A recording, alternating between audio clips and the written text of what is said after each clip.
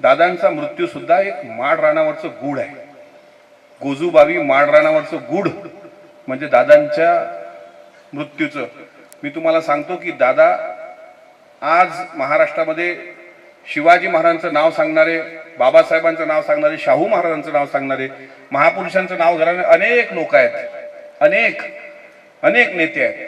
पण तसं कृतीत वागणारा आणि 1 महिना होईल या 28 तारखेला तसा कृतीत वागून माणसांना हळवळून सोडणारा, प्रत्येक माणसाच्या डोळ्यात पाणी होतं की नाही. आता हे रील पाहताना मोबाईलमध्ये आपण माझा आनंद हरपला गाणं म्हटल्याबरोबर दादाचा चेहरा डोळ्यासमोर दिसतो. अगदी छत्रपती शिवाजी महाराजांना साजेसा महाराष्ट्र उभं करण्याचा संकल्प ज्या माणसाचा होता, किंवा महाराष्ट्राला शिवविचाराचा न मिळालेला मुख्यमंत्री म्हणून दादांची जी नोंद करावी वाटते, असे आदरणीय दादा महाराष्ट्रात नसणं आणि दादांच्या इतक्या अपघाती मृत्यूनंतर सुद्धा ते घातपात आहे की ऍक्सिडेंट आहे. जर कोणी म्हणत असेल ना की अपघात आहे तर त्यांना सिद्ध करून दाखवावा, नाही तर घातपात कसा, त्याची शंका आमच्या ज्या आहेत तेवढ्या प्रश्नाचं उत्तर द्यावं. घातपात आहे की अपघात आहे हे महाराष्ट्राच्या समोर आलं पाहिजे. इतकं झाल्यानंतरही महाराष्ट्र शांत कसा. मी सर्व आमच्या पक्षाच्या आमदारांना विनंती केली की एक पत्र प्रधानमंत्र्यांना लिहू, आपण स्वतः विमानानं जाऊ. अरे तो पायलट जो मेलाय कपूर, ज्याची ड्रंकची हिस्ट्री होती, 3दा सस्पेंड होता VSR कंपनीचा तो पायलट, त्याचा 50 कोटीचा विमा काढला गेला. तो सुसाईड बॉम्बर म्हणून आला होता.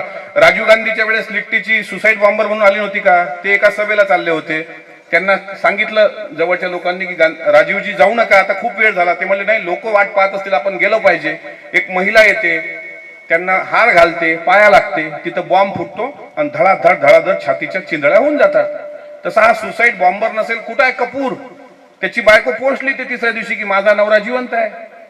आमचा प्रश्न हा आहे की DGCA म्हणतोय 6 माणसं गेली, तर एक माणूस गेला कुठं मग? आणि ही 2 माणसं, तो साहिल मदन आणि यश, जे पायलट वेळेवर बदलले गेले, हे 2 आत्ता कुठे आहेत? हा विचारण्याचं धाडस तर महाराष्ट्रात असलं पाहिजे. आमचं ते कर्तव्य आहे, जबाबदारी आहे. कारण नुकसान हे फक्त एका पवार परिवाराचं झालेलं नाही, हे अखंड महाराष्ट्राचं नुकसान झालेलं आहे.